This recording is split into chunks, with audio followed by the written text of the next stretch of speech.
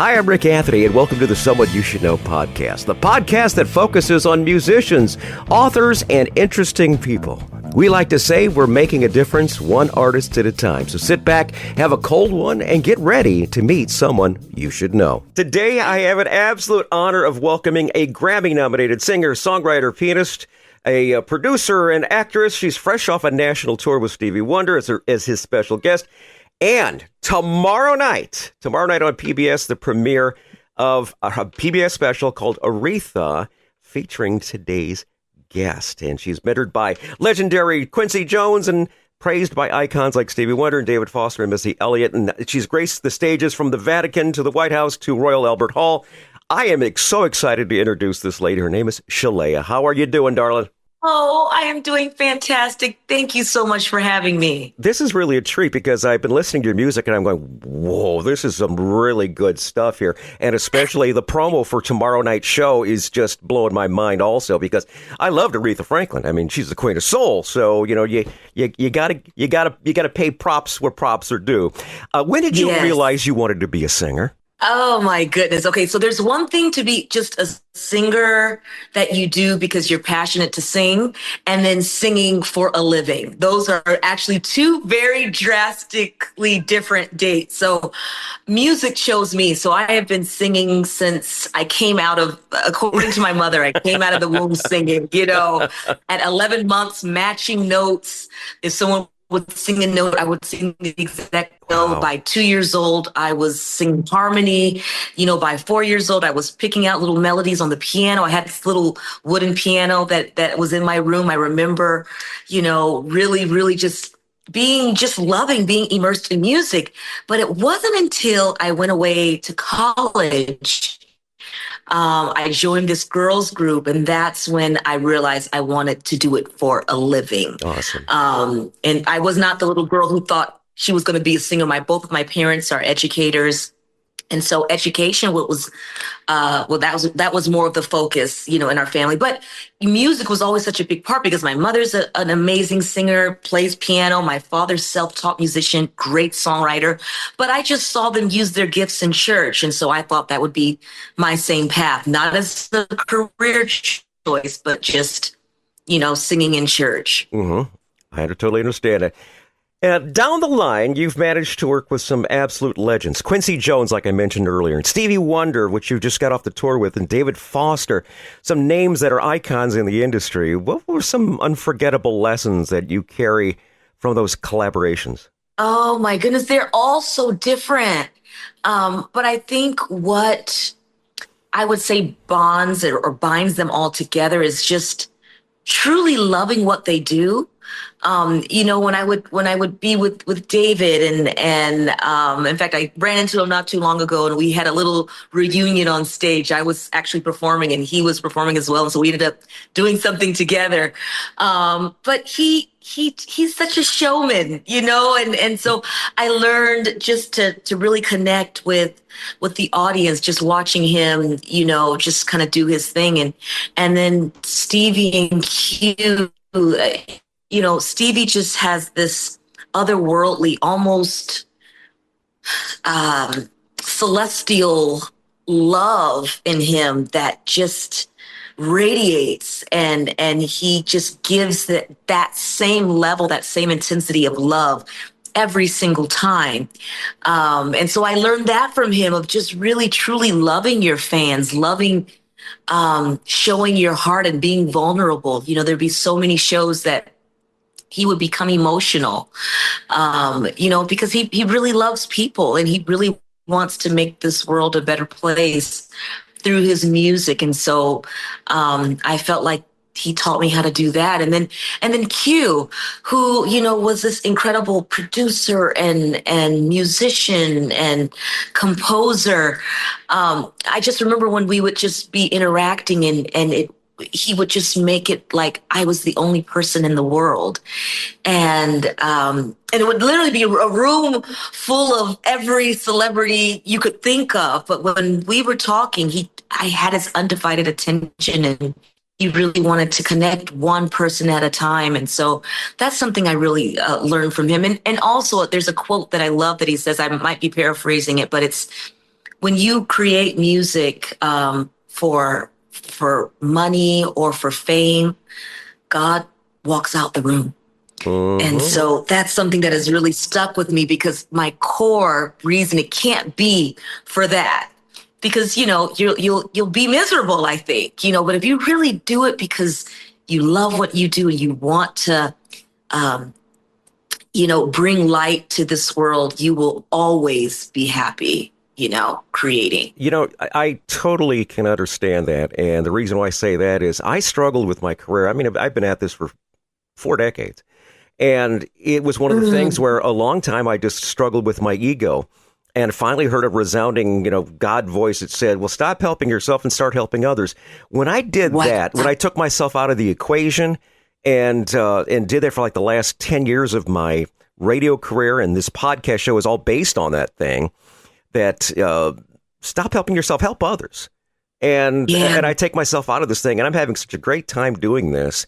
That it's like, I don't care if I make a dime or not. And I'm actually not making a dime doing this. I do this purely out of love and God's mission of setting me forward to do this. So I totally understand that. You've got an incredible vocal range, girl. I'm just listening to the promo and the song that we're going to feature in a few seconds. People are comparing you to the late Whitney Houston, Alicia Keys. You got some great chops on the piano, and your vocal range, like I said, is phenomenal. Can you tell us, how do you balance honoring those influences while still being you? Thank you so much for the kind words. You know, I have had the honor, and I really do see it as an honor and privilege to have been able to pay tribute to so many of our icons, so many of the greats. You know, you mentioned Whitney Houston. You know, when she passed, I did this tribute to her. It was just me at the piano. I just went through so many of her hits, and it ended up having this very beautiful response, you know, from her fans, from her family. You know, Aretha, I've been able to give tribute to her, you know, in such a beautiful, meaningful way now. And when I was touring with David Foster, you know, not only did I do the Whitney Bodyguard, but I did Chaka Khan, Through the Fire. I did Natalie Cole, The Unforgettable. So all of these amazing women who, you know, Natalie Cole, you know, you asked me earlier what made you want to be an artist.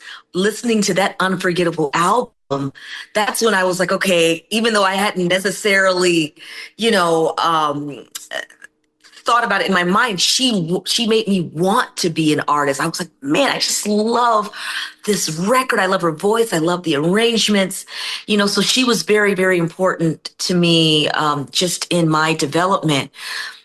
But what I have had to realize, and I think is maybe perhaps why so many people appreciate what my offering is that I recognize that there will only be one Whitney.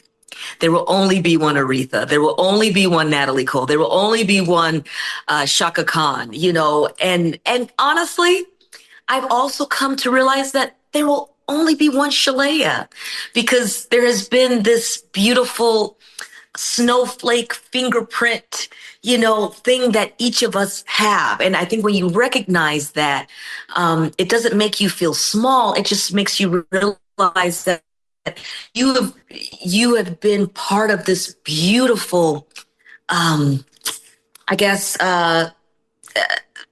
tapestry. I'm not sure how to, is it tapestry or tapestry? Tapestry, yeah. Of all these incredible artists who have come before you. And so I'm part of that too, that young girls are looking up to me and saying, you know, okay, I like the way Shalea's path has been, or her approach to singing. So as long as I'm staying true to that and knowing that inner voice, I can do Whitney, because I have studied her inflections, and I kind of know what, you know, the listener wants to hear. There's certain ways I have to do "I Will Always Love You," or "I Have Nothing." I can put a little bit of Sheléa in there, but it's got to be certain things are Whitney-isms, that are Aretha-isms, Shaka-isms that have to be in there. So I feel like that's how I'm able to honor them while at the same time not feeling like I'm mimicking them or being lost in just, okay, I have to make sure, it sounds just like them. I can never be them. So I have to have that approach where I'm honoring them, I'm channeling them, but staying true to who I am as Sheléa, Very the artist, good. Now, the singer, here's the songwriter. we're going to feature some of your music now, and here's an opportunity for all the young girls to start thinking, ooh, I want to sound just like Sheléa. Here we go. This next song is something that's been in my head for weeks now that I've heard it, and I really and truly enjoy it. Never Give Up on Love is the name of the song. Can you give us the backstory on it? Yes, it's a song that I co-wrote and co-produced with a wonderful friend of mine, Davey Nathan. He is just unbelievably gifted. And, it was a story about me. I found love during the pandemic. And, I just felt like it was a message that I knew a lot of people would want to hear, just to never give up on love. Because it came at the most unexpected time, in the most unexpected way. And it's now going on 4.5 years now, and we are just even more in love. I know it's not a whole lot of time, but for me, it's a lot of time. I'm proud of those 4.5 years. And so I just wanted to encourage people. And yes, it's a love story, but it's also just never giving up on what you love or what you're passionate about. So this is, I have a friend. It's funny how you can have these friends you feel so connected to on social media. And she has been, a spokesman for fertility. And she has finally become pregnant. And so when I saw her, that song came to mind. Never give up on love. And so for those who are wanting to go back to school or start their business, I'm a Knicks fan. I became a Knicks fan because my husband is from New York. And so we have to hold out hope. When I'm watching that game, I'm thinking about my song too. So I feel like anybody can relate to the song of Never Give Up on Love. I have some incredible musicians that are on it as well. I don't know if you want to talk about that afterward or before. Well, actually, let's talk about who are some of your backing musicians on this track, because it's just so beautiful. Yeah. Thank you. So I have the multi-Grammy Award winning Corey Henry on B3 organ and also on piano. I have Pastor Funk, Brandon on bass, Eric Walls on guitar, Stanley Rudolph on drums, and Regiment Horns on trombone, sax, and trumpet. Just incredible ensemble, all of them just so uniquely gifted and incredibly successful, all in their own right. And I was just so blessed to have them on this record. Having a B3 in there, a Hammond B3, you kind of always get me on that, because that's always one of my favorite instruments. Let's feature the song right now. This is Sheléa. My guest this time on the Someone You Should Know podcast. This is Never Give Up on Love. You're going to love this one. Ever since I was a little girl, my mama said you better watch and learn. There ain't nothing worth having in this world if it comes easy.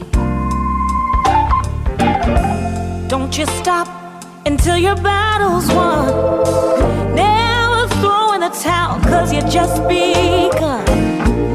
You can have anything you want, but it won't come easy. Ooh, sometimes life just don't go according to your plan. Ain't much you can do, but just do what you can.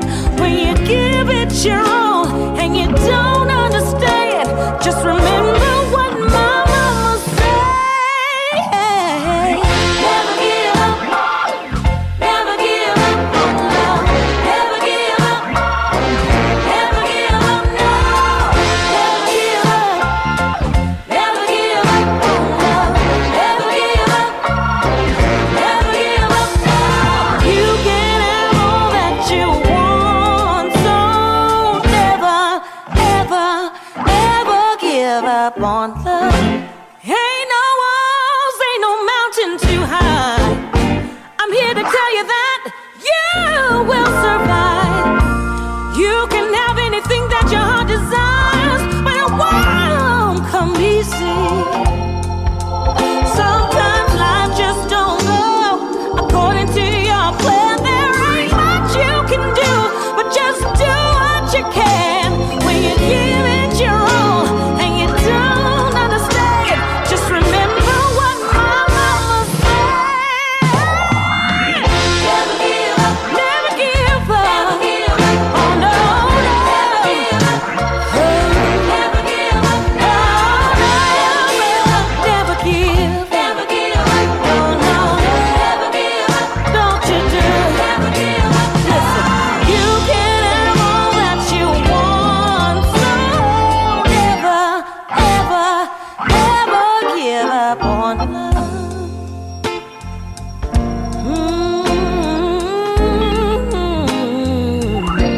Somebody help me.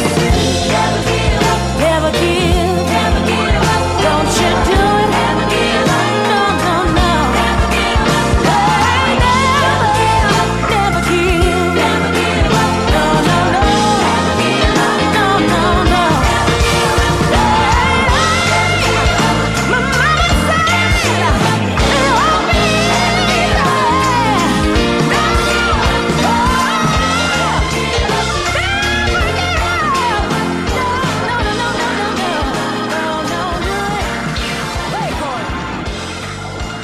Wow, now that's one of my favorites so far for 2025. Never Give Up on Love. It's from today's podcast guest, Sheléa.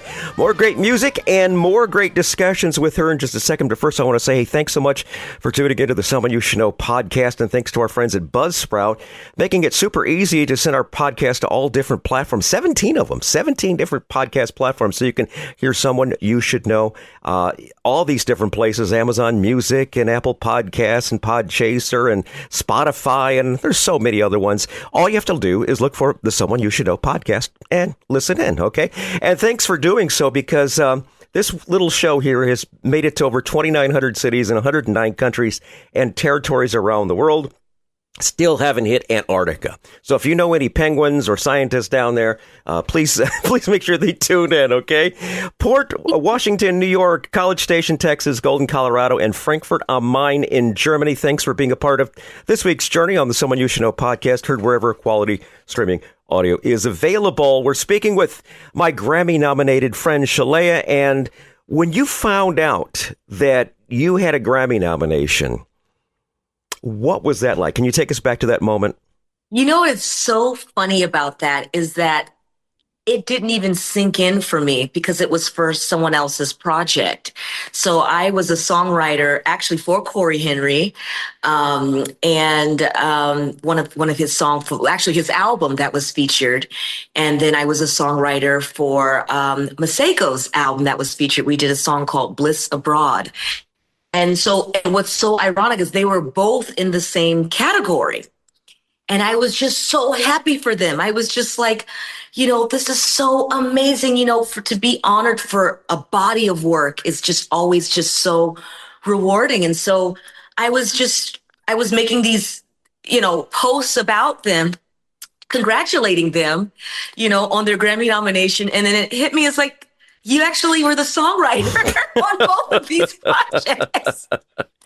That is amazing. That is amazing. Now, so you also can be congratulated as well. And so it's just one of those beautiful moments. I remember Q saying when he got it, I believe it was for The Dude, and he was saying he had been getting so many Grammys. Obviously, he had 27 or 28 of them, but it would be like producing for another artist, writing for another, composing for another artist. And so it meant such a deal. He said when my name was on that, it was his album. Mm-hmm. Of course his name was always on there, but it was for his project. So I'm still waiting on that moment. But honestly, it's just an honor to be celebrated by your peers, and so that's something that if I was still one of the voting people, I would definitely nominate this song we just heard a few minutes ago, because gosh, it is just so good, so good. And I happen to know that there's a lady that you are pretty familiar with that also might have won a Grammy or two. Lady by the name of Aretha Franklin. And tomorrow night, you've got a PBS special that is absolutely breathtaking. What does it mean to personally honor the Queen of Soul? It means the world. This is someone who I know. It's funny when, you have this connection, you realize that as unique and intimate as it feels, there are millions upon millions of people who feel the same way that you do, about this same person. Right. Yeah. And so Aretha has been in my life, since I was a little girl, listening to the Amazing Grace album. I grew up listening to predominantly gospel. And so my mom would play that album, Amazing Grace. And so she's just been a part of my life. In fact, Never Give Up on Love. I kind of was inspired when I was creating the set list for this show, curating it with another beloved collaborator, Jules Buckley, who I actually met through Quincy Jones. He was the conductor. And so he and I just had this instant connection and said we always wanted to work on something together. And so in 2022, we curated this show and debuted it at the Royal Albert Hall in London. And that's how this even began. And it was obviously very successful, aired on the BBC4. And we have been touring this, in Germany, the Netherlands. And so as I was, touring the show, I thought to myself, this was an American artist. I need to bring this show to the States. Right, exactly. Somehow, and so a very, very dear friend and a champion for me, who I just absolutely love, Mara Daly over at PBS. She and I had just finished another show called The New Divas live in Vienna. And so it was kind of difficult to get all the girls to do a tour. And so we had a tour date that was on hold in Costa Mesa with the Pacific Symphony. And she said, Sheléa, you've been talking about this Aretha show. What if we do that? Use that date for this show. And that will be my 10th PBS special. Oh, jeez. If you haven't noticed, I really, really love PBS. Oh, yeah. And they really love me. And they've been so supportive. And so this is, Aretha with Sheléa and the Pacific Symphony. This has just been a beautiful dream come true of bringing this show finally to the States. And so now it is my hope that I can now tour this show in America as well as Europe and abroad. Do you have a favorite song of hers that really kind of resonates with you? It really kind of speaks. I know it's hard. It's like, asking any musician, which one is your favorite song? And they say, well, they're all my babies and such. But I got to ask, do you have a specific Aretha song that really and truly stands the test of time that you really and truly love? I'm going to choose one that is probably unexpected. And just my mood I'm in right now. I'm trying to be all, exotic with my choice. But I would say that's super fun to perform. And I just love the melody. Like when it starts, it just washes over me. It's Sparkle. It's Sparkle. That was a song. It was the soundtrack that actually put her back on the map. She was kind of dipping a bit in Curtis Mayfield. It was a motion picture called Sparkle. And then Aretha came and did all of did the whole soundtrack. Curtis Mayfield written and produced. It's an incredible body of work. And I would say it is peak Aretha, just her vocal quality, her strength, her phrasing. I know it's not Natural Woman, it's not Respect. Those are like the major anthems, the hits. Of course, those are also very fun to sing. Also, not only because they're incredible songs, but the response you get from the audience, everybody singing along, that's amazing. But Sparkle, the melody, the background arrangements, the strings, it's such an amazing song to sing. So right now, I want to say that's my favorite song to sing. I don't know if I can say that's my favorite Aretha song, but what I love about this show is that we give you everything. So it opens with Precious Memories. And that's how, that's from her Amazing Grace album, her gospel album, actually still to this day, the best-selling album that she's ever had. And then we also have her version of Skylark, because before she was doing all these incredible hits, they were calling her No-Hit Aretha, and she was singing American songbook songs, and I think about Frank Sinatra, who, before he did From Here to Eternity, he had this era of time where he was doing all these incredible songs, but they were panned. And now we celebrate them because he's just, he's an icon. He's an icon. An icon. Yeah. He's an icon. Just like Aretha Franklin, another icon as well. Yeah. And so we include that because that's also a part of her story. You mentioned Quincy Jones, and so we have their arrangement of Somewhere that they did. One of the most incredible bodies. I almost said that song, but it's such an iconic song, and you wouldn't necessarily say Somewhere is an Aretha song, but her version of it is just timeless, and it goes into this whole jazz trio. It's unbelievable.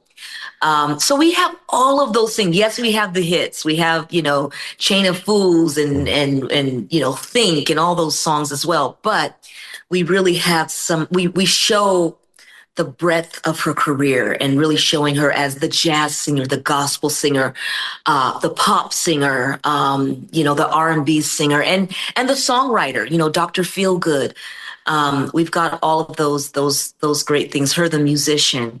Awesome. So I really love this beautiful love letter that we've been able to write to her and really honor all of who she was and still is to us. Very good. You sing, you act, you do it all. You were involved in the Dorinda Clark in the biopic of the Clark sisters, singing, songwriting, playing the piano, producing, actress. What's your favorite discipline? Oh my goodness. I would have to say singing. Singing is always going to be my first love, but acting was very close. I would also say right before I became an artist myself, I was a songwriter, just songwriter producer, and I had written a few songs for Shantae Moore, an incredible R&B singer, for Vanessa Williams, another person who acts, sings, did Broadway, did all those amazing things. And I remember the feeling that I would have when I would hear them singing my lyrics, singing my melody. It was like this there's nothing like it. It's like this out of body experience. Like, it's one thing when I do my, if I were to do a demo, or now me singing my own songs that I have either have been the songwriter or have co-written. That's another amazing feeling. But it's so different when you hear another human, another soul, another perspective doing your songs. Right, yes. So that, honestly, I remember thinking, I could be happy doing that. I don't have to be the star. I don't have to be the one singing the song, because it was so fulfilling just, hearing someone, connect with what originated in your spirit. So I honestly, I would just say singing has the slight edge, but it all feels it's also rewarding. And acting was something that came so much later in life for me. And so it was the most frightening, humbling thing to not know when you're doing well, because with singing, this is, like I said, 2 years old, I'm harmonizing. So singing has been a part of me. I know when it sounds good. I know when it sounds bad. I know when I can do better. I know when I could. With acting, when I first started, I would be running these lines with my acting coach, who I adore, Josie Harris, and she would tell me that I, maybe did well on this take, but I didn't know why I did well. I couldn't. There was nothing in me that could tell and do it again. And that was the most frightening thing of my life. Yeah. Because it was like, I felt like I was just free falling. But it taught me a lesson that, man, I got to put myself in more situations where I can grow. Yes, I'm existing in something that I have mastered and truly have become master in solely because I have put the years and the hours and just so many thousands upon thousands of hours that have been, given to developing my craft. And so I will never forget something that Josie said. She said, you have been acting your whole life, your whole career. You are basically, every time you sing a song, you're acting. Mm-hmm. Every song that you write isn't something that you've been through. But when you sing this song, you are bringing that story to life. That's all you're doing with acting. So when I did this story about Dorinda Clark Cole and her sisters and her mother, she said, yes, this is about Dorinda, but for you to channel her, this story has to be about Sheléa. And when she said that, it just clicked. It's like, okay, you're not acting, you're just existing. And when you look at the greats, Meryl Streep and Angela Bassett and Denzel and, Richard Gere. I don't know why these names are popping into my head so randomly, but, these are people that I just, Michael B. Jordan, the young ones coming up, they're just existing. They're not, it's not acting. It's just them being and channeling. And so once I realized that, I just fell in love with acting. And so I say all that to say acting is up there too. It's right there because it all kind of comes from the same place. Very good. Very good. Now, tomorrow night, it is PBS's Aretha with Sheléa and the Pacific Symphony. I know folks are going to watch tomorrow night, but they're also going to want to follow your career. Give us your socials, if you would, and we'll include them down in the show notes. Thank you so much. Yes, it's all the same. Sheléa Music, Sheléa Music. That's my website as well. All of my Instagram, Facebook. It's all Sheléa Music, and I would love to stay in touch with your listeners. Awesome, very good. Next feature is my personal favorite, and it's actually going to evolve into a book at some point here.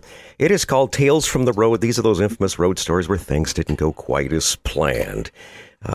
Maybe you get to a venue and realize that you're supposed to be at a different venue, or your van breaks down, or you wind up getting laryngitis as a singer or such. What would you say might be Sheléa's Tales from the Road? Oh, I don't actually have too many of those. I'm usually pretty prepared. Pretty lucky. Yeah, I am. I think probably the one that hilariously popped into my mind was the moment that I was supposed to sing the national anthem for a Laker game. Mm-hmm. And I forgot my makeup bag. Oh, jeez. A woman without her makeup bag? That might not be a big deal to some, and it honestly, it ended up not being the biggest deal to me. I had a friend with me, and we were just we were completely different complexions. And so I just had to just go for it and just maybe do like a little bit for my brows, but I literally had no makeup on. And so I looked a little funny that day, but I got through it. That's the only one I can think of. There have been times, like I remember one of my PBS special, Quincy Jones Presents Sheléa. That was the first one that just featured me alone, where I was, starring in this special. It wasn't any other artists as well. I had gotten sick the night before, and I had gone to my sister's home, and she's one of those people who just has concoctions for everything. Oh, geez. And so I don't know what she created. It was just, I just remember it being very nasty. And but it worked, huh? I drank it, the next day I woke up and it was like still a little bit there, but whatever, it cleared it up. By the time the show started, it was like I was just, I was free. Awesome. So that would be the closest thing I have to that. Yeah. All right. Very good. Tomorrow night on PBS. Be sure you check your local listing so you don't miss out on this. It is Aretha with Sheléa and the Pacific Symphony. And darling, it's been a real delight to have you on the podcast today. We're going to close the show with some music from tomorrow night. So get ready to enjoy some really great music from Sheléa. And it's the music of the Queen of Soul, Aretha Franklin. Sheléa, it's been a real treat to have you on the podcast, darling. Thank you so much for having me. And I would love to quickly do a special shout out to Ricky Minor, who is going to be conducting the Pacific Symphony on the show that you're about to see. He's a dear friend of mine, has been such an angel in my career. Of course, many Emmys later for being a musical director. But I wanted to give a special shout out to him. And thank you so much again for having me on your show. I see your heart in what you do, for giving a platform to those who aren't always seen and heard. So thank you so much. Well, God love you, darling, and keep up the good work. And if I get an opportunity, I'll definitely put that song in for a Grammy nomination, all right? I appreciate that. Thank you.